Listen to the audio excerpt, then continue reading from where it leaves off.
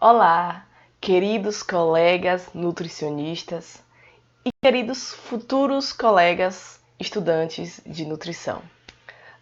Para quem não me conhece, eu me chamo Ramara Khadija, eu sou estudante de doutorado do Programa de Ciência da Saúde da Universidade Federal de Sergipe, instituição pela qual também recebi o título de mestre em Ciências da Nutrição.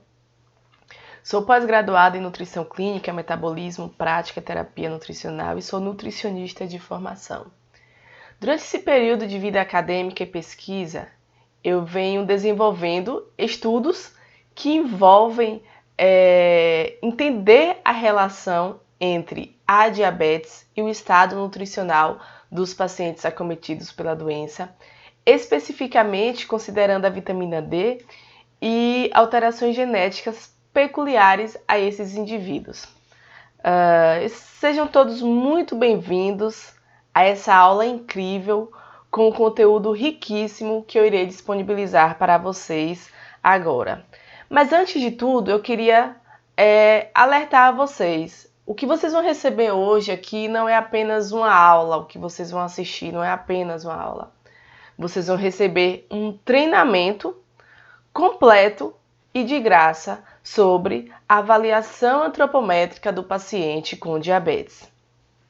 Ao final desse treinamento, vocês vão estar aptos e vão entender e ter a oportunidade de aprofundar ainda mais o conhecimento de vocês a respeito do atendimento nutricional de pacientes com diabetes e entender a importância de um método bem pensado e bem elaborado para essa população. E vocês vão ter a oportunidade de compreender todas as esferas que compõem a consulta nutricional por meio do método CONUD, um método que eu desenvolvi durante todo esse período de atendimento nutricional para pacientes com diabetes, pesquisa e muito estudo. Tudo que vocês vão aprender aqui é praticável, é funcional e é validado pela ciência. E vocês vão ter assim uma noção muito aprofundada do que acontece no meu consultório. O que é que eu faço com os meus pacientes com diabetes que funciona e que está respaldado na ciência. Bom, ao longo da minha vida profissional, eu comecei a perceber que existiam algumas dúvidas e inquietudes comigo e com outros colegas de profissão, especificamente os nutricionistas recém-formados, que era: eu preciso fazer um investimento muito alto para ter um consultório muito bom. Durante muito tempo, essa crença veio junto comigo e isso era uma crença limitante. E vocês vão entender o porquê isso era uma crença limitante. Então, ao longo de todo esse período de aprimoramento e de entendimento do atendimento nutricional do paciente com diabetes, supervisionando alunos que acompanham pacientes com diabetes, eu comecei a perceber que essa inquietude também era uma inquietude de outros nutricionistas, de outros profissionais. E foi por isso que eu decidi aprimorar ainda mais meus conhecimentos e compartilhar com vocês de uma forma gratuita e de uma forma eficiente. Daí me vem uma pergunta, né? Quanto custa uma avaliação antropométrica? E aí vocês vão aprender ao longo do curso completo do consultório nutricional para pacientes com diabetes, o método que eu desenvolvi durante todo esse percurso profissional, quanto custa uma avaliação antropométrica e quanto vale a avaliação que eu estou oferecendo ao meu paciente.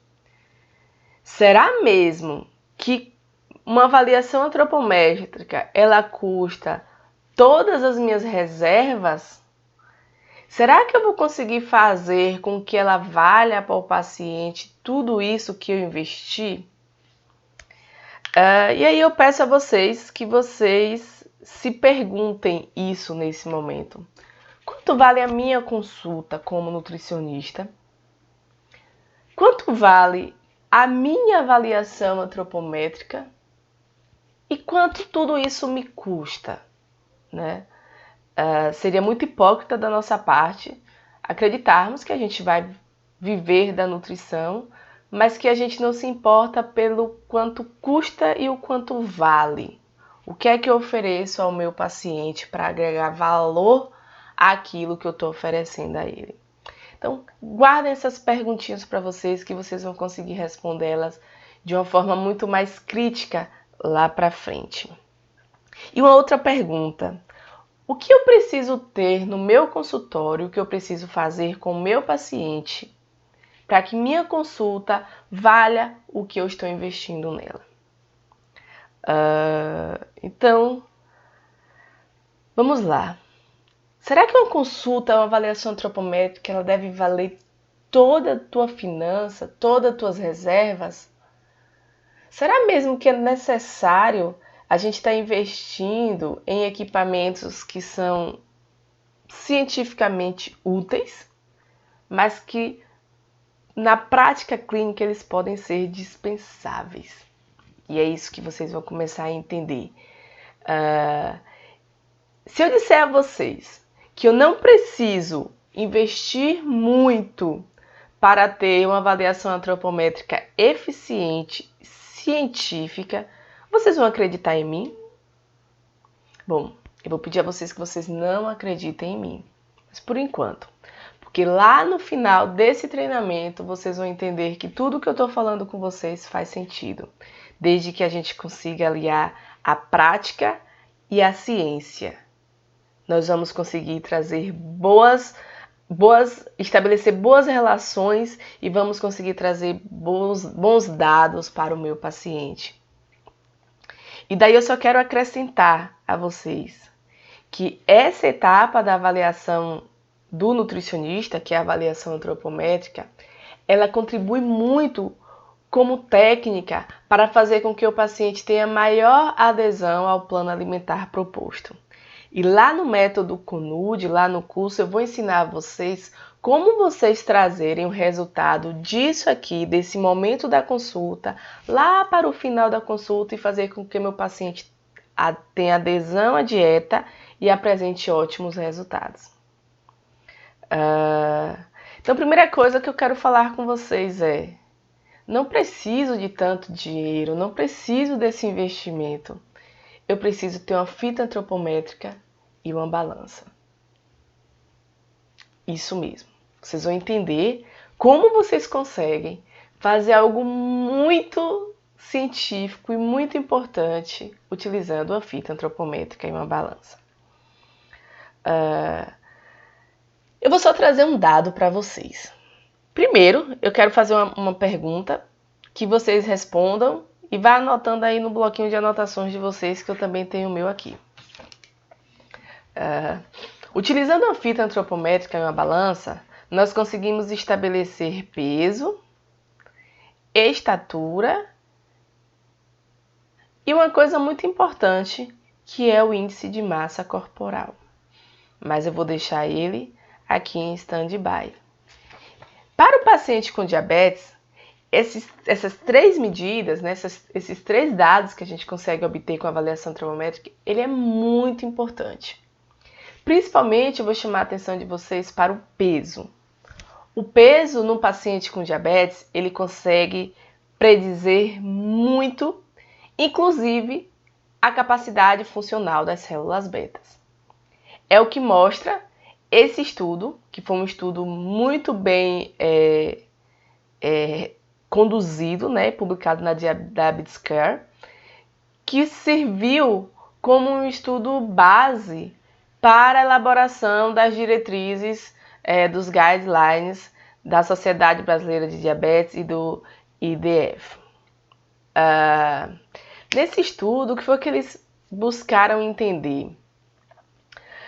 Avaliar, né, a capacidade funcional das células betas no paciente com diabetes tipo 2 durante 2 anos de remissão pela perda de peso induzida pela dieta.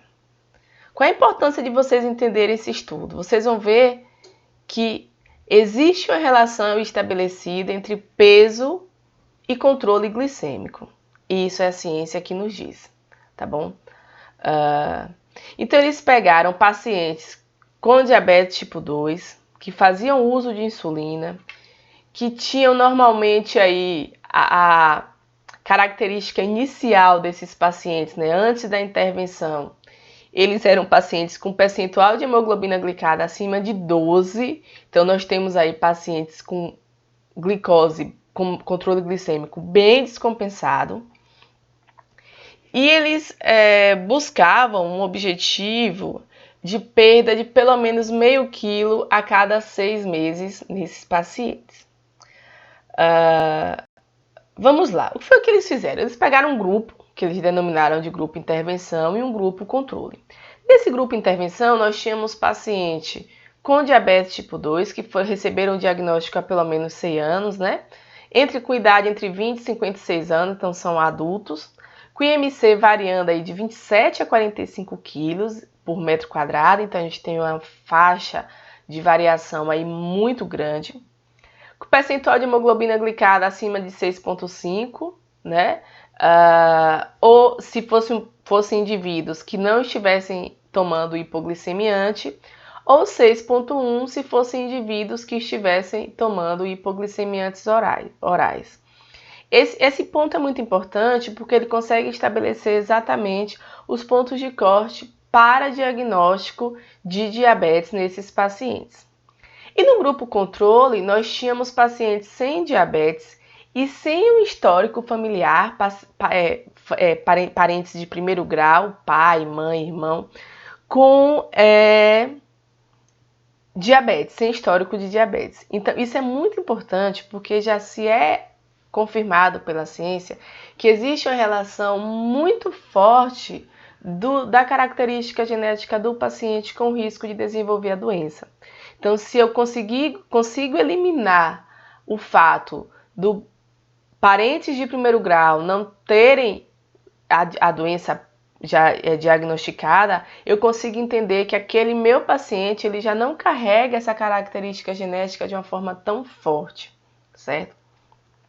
E eles pegaram esse grupo intervenção, esses pacientes com diabetes, e separaram em dois grupos, os respondedores e os não respondedores.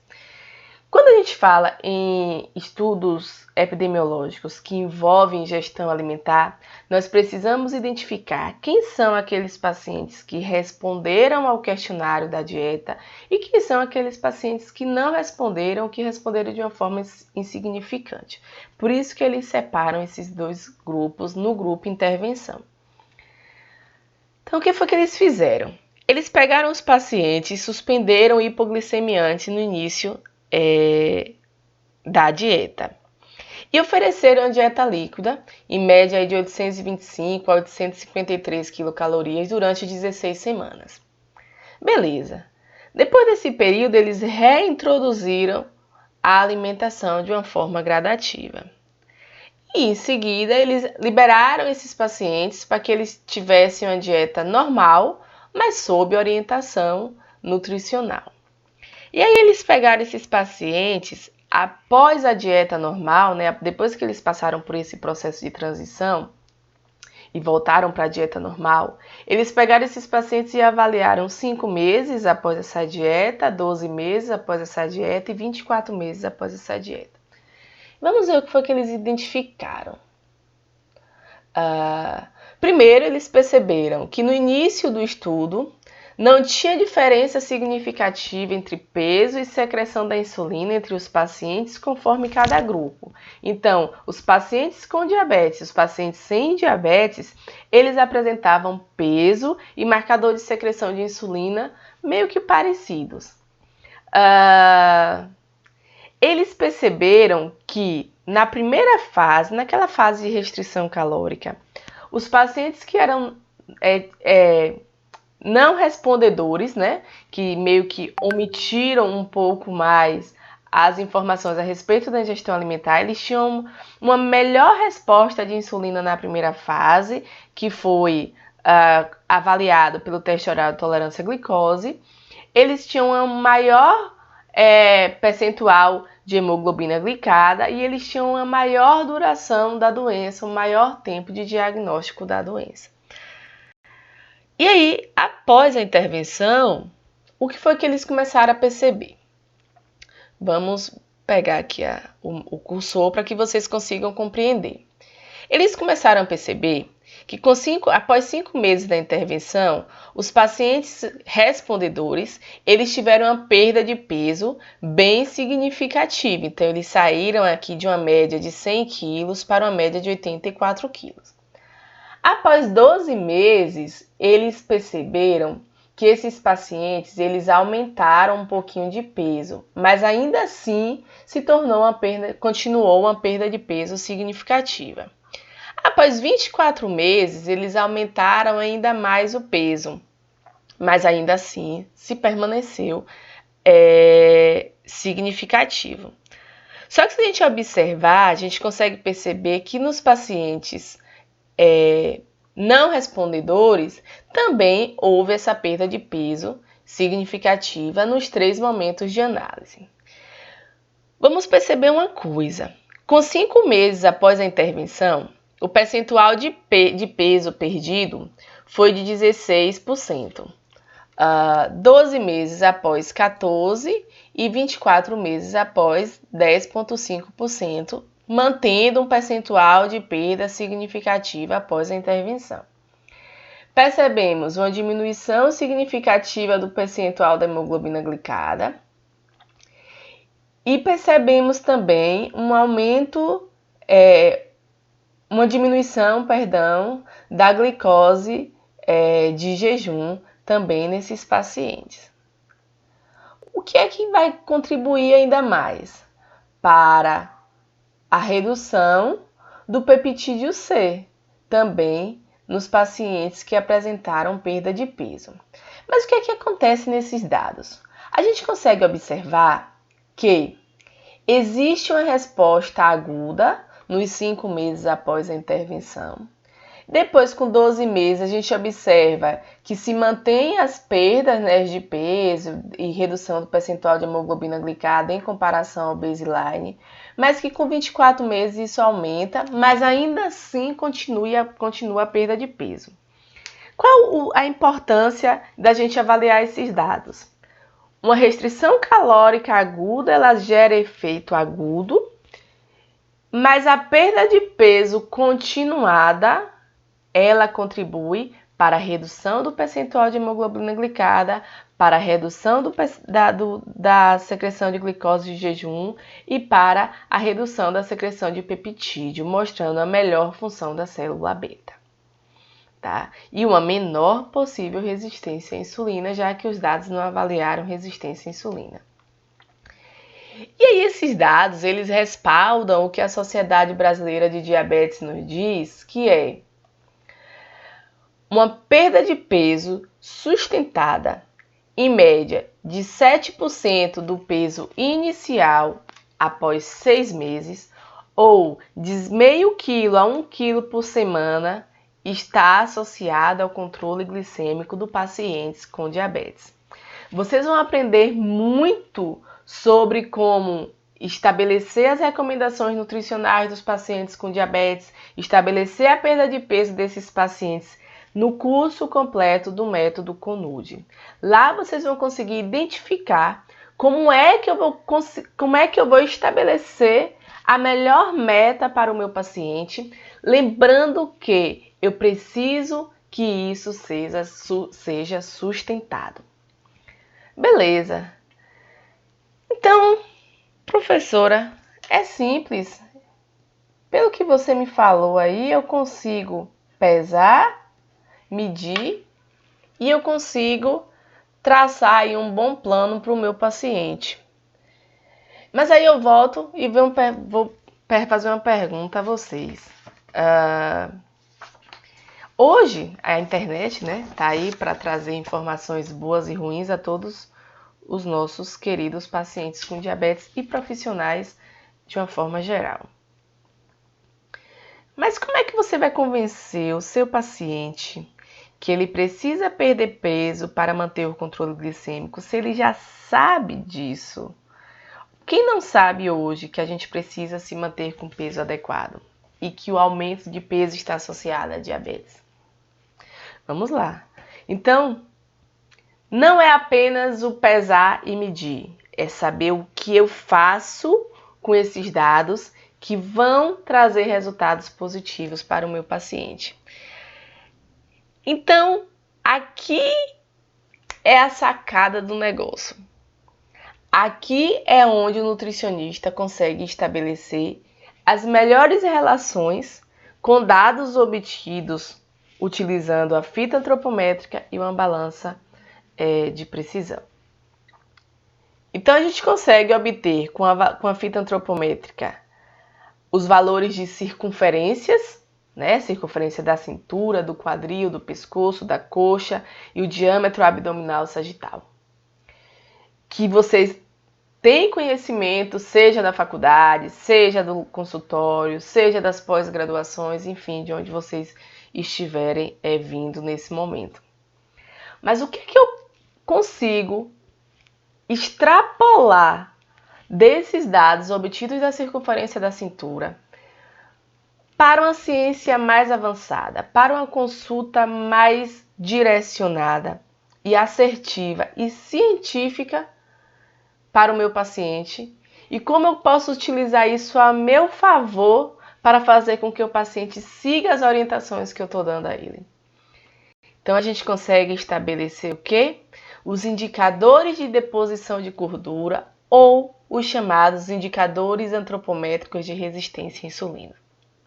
Pessoal, é incrível como esses indicadores antropométricos nos dão uma visão muito clara do paciente e o quando a gente consegue mostrar esses indicadores para o paciente, o quanto eles se sentem motivados a cuidarem da saúde, considerando que conseguimos avaliar ele de uma forma muito aprofundada, sem tantas exigências do paciente, mas apenas demonstrando a ele domínio e conhecimento do que estamos fazendo com ele naquele momento da consulta. Então, nós conseguimos estabelecer relação cintura-quadril, o índice sagital, a relação cintura-coxa, a relação pescoço-coxa, a relação cintura-estatura e o índice de conicidade do meu paciente. E qual o impacto disso na minha consulta? Isso aqui vai ser minha virada de chave na vida do meu paciente. Vai ser aquele momento que eu vou mostrar a ele, olha, eu lhe avaliei de todas as formas, de todos os possíveis métodos e indicadores. E eu preciso ajustar isso aqui. Eu preciso que você perca a gordura nesse local, nessa condição. Não é apenas a gente medir, pesar e dizer para o paciente, você está acima do peso. Porque isso possivelmente ele já vai estar sabendo. Então, vamos conhecer um pouco mais sobre esses indicadores, para que eles servem e como a gente consegue aplicar ele no nosso consultório. Vamos lá. A relação cintura-quadril é um indicador já bem estudado e bem estabelecido e bem praticado aí nos consultórios. Mas existe uma limitação técnica, né, da aplicação desse indicador, que é uma limitação de toda avaliação antropométrica, vamos dizer assim. A avaliação antropométrica, ela tem os erros inerentes ao próprio método e erros inerentes ao ser humano. Então, antes de mais nada, quando eu sempre dou aula de avaliação antropométrica, eu sempre falo para os meus alunos a prática é parceira da perfeição.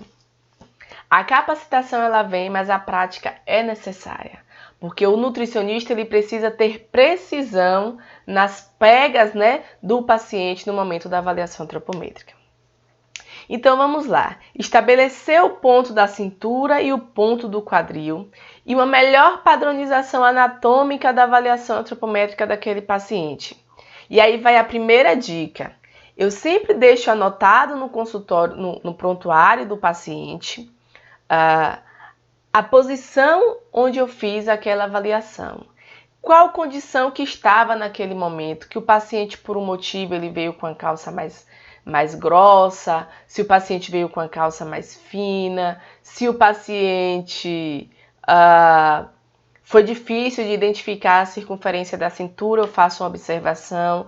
Hoje foi difícil de identificar a circunferência da cintura do paciente, então foi adotado o ponto tal, para que eu mantenha uma padronização anatômica na avaliação antropométrica do meu paciente. E segundo, cuidado com o estabelecimento dessas relações e dessas medidas em pacientes muito obesos, porque possivelmente você não vai conseguir identificar a proeminência óssea e aferir de uma forma mais precisa, principalmente a circunferência da cintura. Então, nem para todo paciente esses índices eles são confiáveis e eu preciso também aprender a identificar quando eu vou aplicar esse índice no meu paciente. De uma forma muito geral, é estabelecido que uma relação de circunferência da cintura maior que 0,9 para homens e maior que 0,85 para mulheres, ela é considerada associada ao aumento do risco cardiovascular no paciente com diabetes. E aí, só para explicar metabolicamente, para que vocês entendam, o acúmulo de tecido adiposo na região da circunferência da cintura, na região abdominal, reflete muito a adiposidade visceral do meu paciente. E o tecido adiposo visceral, o tecido adiposo da região abdominal, ele tem características peculiares, anatômicas e metabólicas, que aumentam o risco cardiovascular dos pacientes, principalmente dos pacientes com diabetes. Então, esse tecido adiposo, ele tende a ter uma maior infiltração de macrófagos, ele tende a secretar mais citocinas pró-inflamatórias e contribuir para a resistência à insulina. E, além disso, ele está muito próximo anatomicamente do órgão que a gente quer proteger, neste caso, que é o coração. E, fora isso, ele ainda consegue fazer com que essas substâncias, essas citocinas pró-inflamatórias, elas sejam transportadas de uma forma muito mais rápida pela corrente sanguínea do que as citocinas secretadas pelo tecido adiposo subcutâneo. Então, existem várias explicações científicas e metabólicas que respaldam que o aumento da circunferência da cintura, o acúmulo de tecido adiposo na região visceral, ele está muito mais associado ao risco cardiovascular do que o tecido subcutâneo de uma forma geral. Mas eu vou isolar um do outro? Não, eu vou aprender, e é isso que vocês vão aprender junto comigo, como é que eu vou fazer essa associação e fechar uma avaliação, um diagnóstico antropométrico do meu paciente. Então, existem assim, alguns pontos de corte adotados aí para os pacientes com diabetes, que varia conforme a faixa etária e o sexo, e conforme os principais desfechos dos estudos identificados.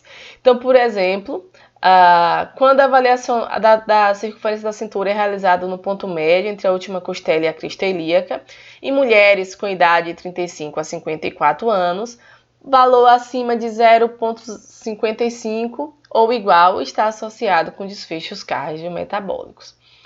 Então, essa tabela vai ficar disponível para vocês lá no manual, que vocês vão... vai eu dando spoiler do que vocês vão receber lá no final. Mas já fiquem sabendo, não saiam daqui, que vocês vão receber muito mais material e muito mais conteúdo se vocês ficarem comigo até o final dessa aula. Uma outra medida muito utilizada também, principalmente em crianças, é o ponto médio da altura do pescoço, a circunferência do pescoço, né? Que é avaliado justamente nesse ponto médio. Então, eu peço para o meu paciente se manter com a cabeça erguida, presta atenção para que não se sobrepõe, né, ao ponto mais alto, de circunferência mais alto do pescoço, e não, ele é o ponto médio. Ter um pouco de atenção, porque às vezes a fita ela vai ficar um pouco na diagonal, dependendo do paciente. E é nesse momento que eu vou aferir a minha circunferência do pescoço, que também está associado com risco cardiometabólico. Então, por exemplo, em adultos, vou só mostrar o resultado para pacientes com diabetes especificamente. Em mulheres, né, com idade de 18 a 60 anos, uma circunferência do pescoço maior que 36,1 centímetros está associada ao aumento da resistência à insulina e diminuição da sensibilidade à insulina. Além disso, em mulheres com mais de 18 anos, um aumento de 34,5 se a circunferência for aferida logo acima da cartilagem, com o indivíduo sentado, tem um risco maior para o desenvolvimento de diabetes. Então, é muito interessante que eu consigo identificar onde foi que eu fiz essa circunferência, onde foi que eu aferi, qual foi a posição anatômica dessa circunferência, qual foi a medida dela e qual é o principal desfecho metabólico do meu paciente nessa condição. Uma outra parâmetro muito utilizado, que é muito recomendado para pacientes com diabetes, mas que é pouco utilizado no consultório, devido principalmente à falta de conhecimento dos profissionais dessa medida, é o diâmetro abdominal sagital. Então, o que é que acontece? Eu vou colocar meu paciente deitado. Se eu tiver um caliper abdominal, fica muito melhor ainda a precisão da medida, mas pode ser feito também com a fita tropométrica. Eu só vou dizer a vocês que esse caliper abdominal é muito baratinho, então, caso seja de interesse de alguém de adquirir, não vai ser algo que você vai ter que entrar nas suas finanças e nas suas reservas de uma forma muito significativa. Então, é muito barato mesmo, tá? Então, eu consigo medir, né, esse diâmetro abdominal sagital, que é aquele momento que eu deito meu paciente numa maca e eu consigo identificar o que é tecido subcutâneo e o que é tecido visceral, uma vez que a própria posição do paciente vai fazer com que aquele tecido subcutâneo ele se desloque um pouco e caia um pouco para a lateral do paciente, né? Falando de uma forma bem fácil de que vocês entendam.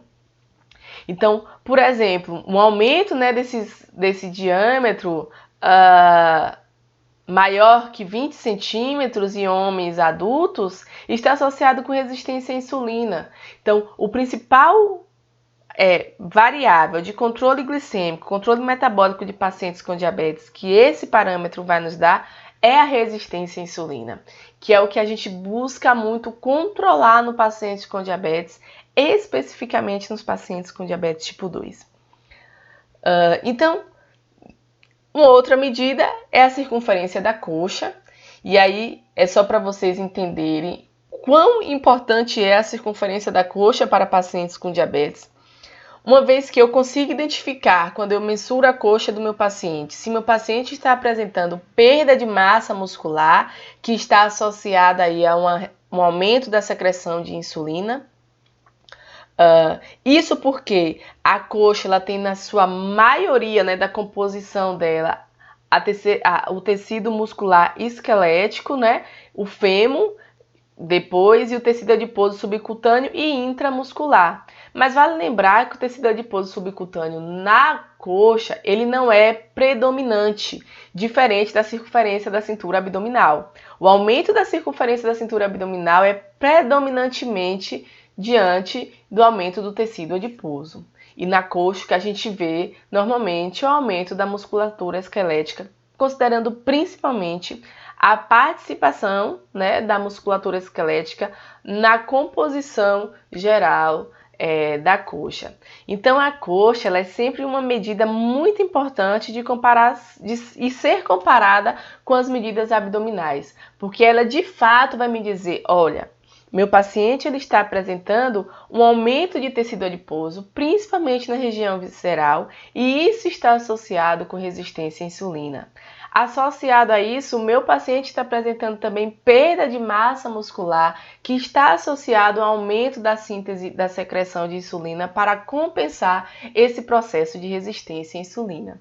Eu só preciso lembrar a vocês que no Método Connud a gente tem um módulo onde vocês vão entender toda a metabologia da doença e como isso acontece no paciente com diabetes. O que é resistência à insulina, o que é intolerância à glicose, o que é aumento da secreção de insulina. Porque o paciente com diabetes ele aumenta a secreção de insulina e ele tem maior resistência a esse hormônio. Ele pode avançar para uma condição onde a célula beta entra na exaustão e pare de produzir a insulina e passa a necessitar de uma insulina endógena. Então, assim, vocês vão aprender de uma forma muito aprofundada esses conceitos e as características metabólicas da doença da diabetes em todos os seus tipos, pensando, né? Não apenas na diabetes tipo 2. Então, o que é que eu consigo estabelecer avaliando essas circunferências, né? O diâmetro abdominal sagital, utilizando aí também e a circunferência da cintura, que são medidas com melhor representatividade dos tecidos de interesse. Então, só para lembrar vocês que a circunferência da cintura, pela sua composição tecidual, né? Uma maior predominância do músculo esquelético. E o diâmetro abdominal sagital, devido à sua disposição diante da posição do paciente, ele consegue me dar essa maior representatividade do tecido de interesse. A relação cintura-coxa e a relação de circunferência da cintura, estatura, que são relações muito importantes para a resistência da insulina, valendo destacar que a medida da coxa ela é necessariamente realizada no ponto médio da coxa, e toda essa técnica de avaliação antropométrica vocês também vão aprender no método CONUD, vão relembrar, a gente vai revisar como é que eu faço essa avaliação antropométrica de uma forma mais precisa. E consegue também estabelecer também a relação pescoço-coxa, utilizando aí as medidas de circunferência do pescoço e circunferência da coxa, e eu consigo observar se o meu paciente está tendo um aumento da deposição de gordura na região superior do corpo, na região onde está tendo uma maior associação com resistência à insulina, maior risco cardiovascular e menor controle metabólico do paciente com diabetes. Existe ainda um outro índice que pode ser estabelecido, que é o índice de conicidade, muito utilizado em pesquisas epidemiológicas, mas pouco utilizado no consultório. E o nome já diz tudo o que é esse índice, né? Na base, na conformação de um cone, esse índice vai me dizer como está a deposição de gordura corporal do meu paciente, e ele é muito importante porque ele considera a estatura do paciente para a obtenção desse índice. Então, um paciente que se apresenta em condição de estrutura corporal semelhante a um losango, por exemplo, é um paciente que tem um maior risco cardiovascular. Então, por exemplo, um índice de conicidade maior que 1,25 em homens e maior que 1,18 em mulheres está associado ao aumento do risco cardiovascular e resistência à insulina. Então, são índices que eles vão nos dar informações precisas, eles vão trazer confiança para o paciente, para que o paciente siga as suas orientações, e eles vão respaldar a nossa conduta nutricional. Mas, doutora, agora você complicou, professora, porque como é que a gente vai conseguir estabelecer todos esses índices na consulta, de forma que a gente não use muito tempo na consulta na avaliação antropométrica, porque eu ainda tenho mais 3 eixos importantes que precisam ser avaliados com precisão na consulta nutricional. Eu preciso ainda avaliar as condições clínicas e físicas do meu paciente, eu preciso avaliar a ingestão alimentar, eu preciso fazer anamnese e eu preciso avaliar os exames bioquímicos que o paciente me trouxe. Não saiam daqui. Vocês agora vão receber o presente. Eu desenvolvi uma planilha onde eu consigo ter uma visão muito ampla e precisa desses resultados dos meus pacientes, que essa planilha não está disponível em nenhum software. Eu desenvolvi para otimizar o meu atendimento em consultório, eu decidi compartilhar com vocês de uma forma gratuita. E eu vou ensinar a vocês como é que a gente utiliza essa planilha agora nessa aula. Mas antes disso, eu só queria falar para vocês que nós temos a oportunidade, ao final dessa aula completa, depois de vocês aprenderem a utilizar a planilha, que vocês tenham a oportunidade de aprimorar ainda mais o atendimento nutricional dos pacientes com diabetes. Que vocês vão entender como é que vocês montam a anamnese nutricional desse paciente, como é que vocês fazem a avaliação clínica e física desse paciente, como é que eu interpreto exames laboratoriais, como é que eu trago a interpretação desses exames laboratoriais e associo, por exemplo, com o resultado da avaliação antropométrica desse paciente e fecho um diagnóstico nutricional top de linha, que vai fazer com que meu paciente tenha segurança no que eu estou prescrevendo para ele e vai seguir minhas orientações. Tudo isso vai proporcionar para mim o quê? Um consultório eficiente, científico e de atendimento rápido. De atendimento onde eu possa ter rotatividade no consultório, mas que ao mesmo tempo eu não perca a qualidade do meu atendimento. Bom, não saia daqui, vamos aprender a planilha e depois vocês vão, com certeza, buscar o aprimoramento de vocês e o desenvolvimento do método CONUDE. Vamos lá? Vamos aprender como é que eu utilizo essa planilha que vai estar disponível de forma gratuita para vocês? Oi, pessoal! Essa é a planilha que eu elaborei para facilitar os meus atendimentos de pacientes com diabetes. Essa planilha ela foi elaborada pensando em várias coisas, né? Na minha prática clínica, eu comecei a perceber, primeiro, toda vez que eu recebia pacientes que tinham áreas amputadas, eu tinha que voltar para o meu material para estimar o peso desse paciente pela amputação. Eu perdia tempo no consultório, eu fazia o paciente esperar. Isso trazia para o paciente uma ideia de que, nossa, ela não estava preparada para me atender. E, consequentemente, isso fazia com que eu não passasse para o meu paciente a autoridade necessária no assunto que eu precisava para fazer com que esse paciente tivesse uma melhor adesão ao plano alimentar. Então eu comecei a pensar, não, eu preciso ter algo, né? Eu preciso ter um material que me ajude a atender meus pacientes com diabetes, já que esse é o meu nicho de atuação e os softwares que a gente tem disponível, eles não consideram essas características peculiares desses indivíduos. Ponto 1. Ponto 2. Eu precisava ter uma forma de eu trazer rapidamente para o meu paciente como está a situação metabólica dele, considerando a sua avaliação antropométrica e como eu poderia converter isso a uma estratégia que fizesse o meu paciente seguir o que eu estou propondo para ele. Ponto 2. Como é que eu vou fazer isso? Já que eu sei tudo o que eu preciso avaliar, quais as relações que eu preciso estabelecer? Ponto 3. Teria como eu fazer essa avaliação, teria como eu dar esse feedback para o meu paciente de uma forma que não ficasse tão dispendiosa, meu momento de avaliação antropométrica da consulta, que eu otimizasse o tempo da minha consulta, né, que eu não estendesse tanto tempo e assim eu ia conseguir ter uma maior rotatividade de consultório? Consigo. Foi aí que eu acabei desenvolvendo essa planilha, considerando o meu conhecimento de atendimento nutricional de pacientes com diabetes.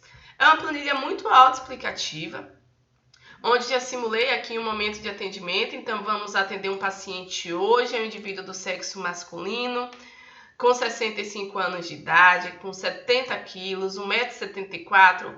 E vamos, só para que vocês sigam aí o raciocínio da planilha, cada vez que eu mudo, eu vou mudando todas as informações necessárias aqui e obtidas desse paciente, tá certo? Então, vamos lá.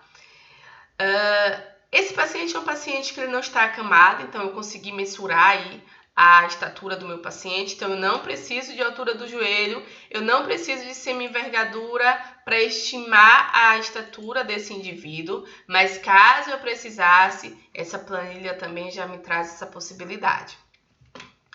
Como é que vai ser uma avaliação antropométrica de baixo custo? Então, eu vou ter com a fita antropométrica, que deve estar custando aí uns R$40, tá? E eu vou conseguir mensurar circunferências corporais que, ao serem inseridas em fórmulas de índices específicos, elas podem estimar aí como está a condição de saúde metabólica do meu paciente. Ótimo! Então, eu consigo obter circunferência do braço, circunferência da panturrilha, do quadril, do pescoço, do ponto médio da coxa e a circunferência abdominal sagital. E eu consigo aí estabelecer essas relações com condição metabólica do meu paciente. Lembra da minha dificuldade, que era a questão da área amputada? Eu consegui já colocar nessa planilha a estimativa de peso do meu paciente, já considerando a área amputada. Então, vai ficar uma forma mais rápida, mais prática e que eu não vou necessariamente constranger, né? Posso gerar uma situação constrangedora para um paciente amputado, se o fato dele ser amputado demandar de maior tempo da minha consulta. A partir do momento que eu obtenho esses dados, eu já tenho meu diagnóstico antropométrico e ele está excelente. Vamos pegar esse caso específico, né? É um paciente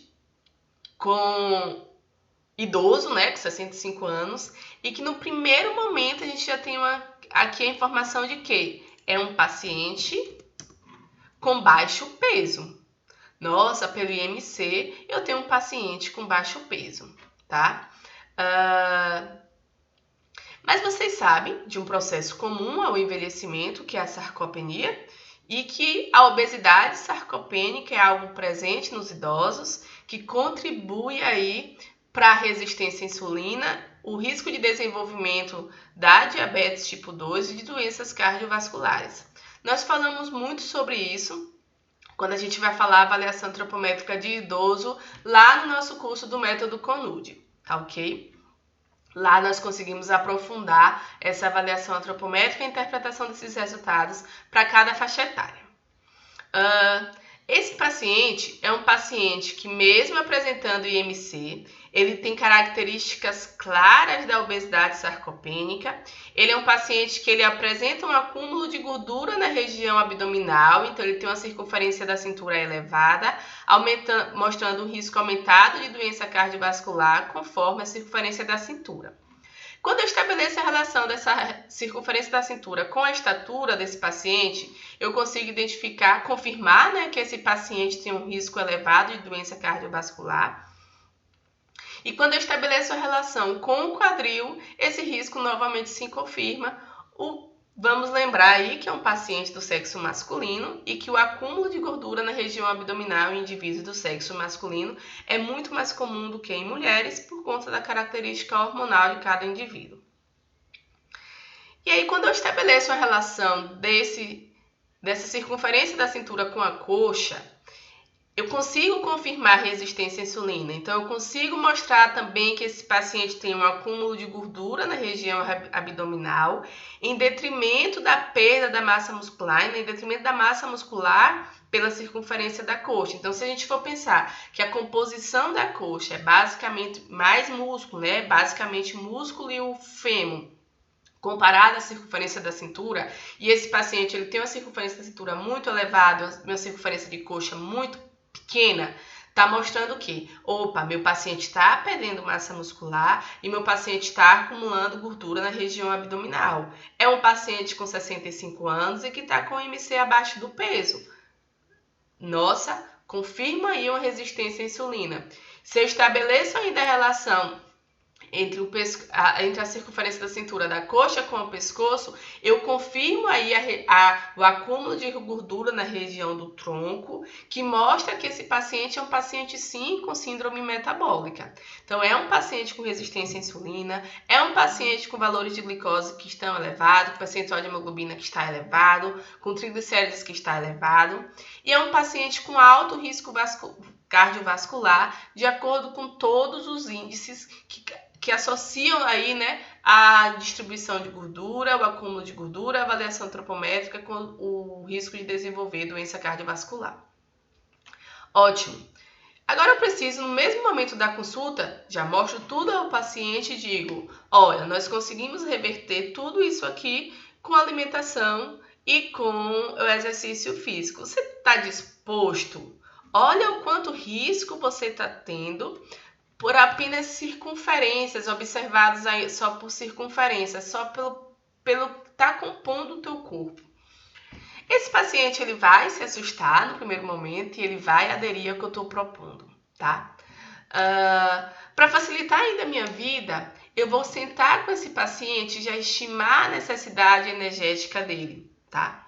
Então, é um paciente que está com baixo peso, eu não vou fazer aí redução calórica desse paciente. É um paciente que eu vou prescrever uma dieta, né? Que eu vou prescrever um plano alimentar que visa reduzir aí todas essas complicações metabólicas que estão associadas à concentração aumentada de gordura na região abdominal. Então, eu trouxe nessa planilha as 3 principais fórmulas que a gente pode estar utilizando, tá? Lembrando que estimar a necessidade energética do paciente é um dos momentos principais da atuação do nutricionista. E um fator que compõe a necessidade energética é o fator de atividade física, e que eu sempre chamo a atenção que é o fator mais confundidor para a estimativa da necessidade energética do paciente. Estimar atividade física, né, o fator atividade física da contribuição da necessidade energética não é fácil. Também a gente traz isso muito mais detalhado no método CONUD, né, no nosso curso, né, que eu ensino a vocês desde como elaborar a ficha de anamnese do paciente, de como avaliar esse paciente como um todo, até elaborar a dieta, seja ela qualitativa, quantitativa, conforme a necessidade de cada paciente. E nesse momento conseguimos aí destrinchar um pouco mais e entender como é que a gente se estima a necessidade energética do paciente e o fator de atividade física desse indivíduo. Então, nessa mesma planilha, eu acabei incluindo tudo, porque aqui eu já consigo conversar com o paciente. Olha, sua necessidade energética é de tanto, vamos distribuir assim, assim, e conseguir já pensar no plano alimentar elaborado especificamente para esse paciente, de uma forma muito individualizada e direcionada, que é nosso foco. Qual é o foco desse paciente? Reduzir todos esses parâmetros corporais que nos mostram associação com alterações metabólicas, diabetes e risco de doença cardiovascular. E, consequentemente, iremos aí reduzir valores de glicose, percentual de hemoglobina glicada e todos os marcadores aí do controle glicêmico desse paciente. Espero que vocês tenham gostado muito da aula e dessa planilha que eu estou mostrando a vocês, para vocês aprenderem muito mais e se tornarem muito mais preparados para atender pacientes com diabetes, com vários insights do dia a dia do consultório que otimizam o tempo de atendimento. Eu vou convidar vocês a me seguirem nas redes sociais e a clicar na bio do meu link, no link que está na minha bio, que vai levar vocês para todos os materiais que eu tenho disponíveis para vocês. Muito obrigada pela atenção de todos.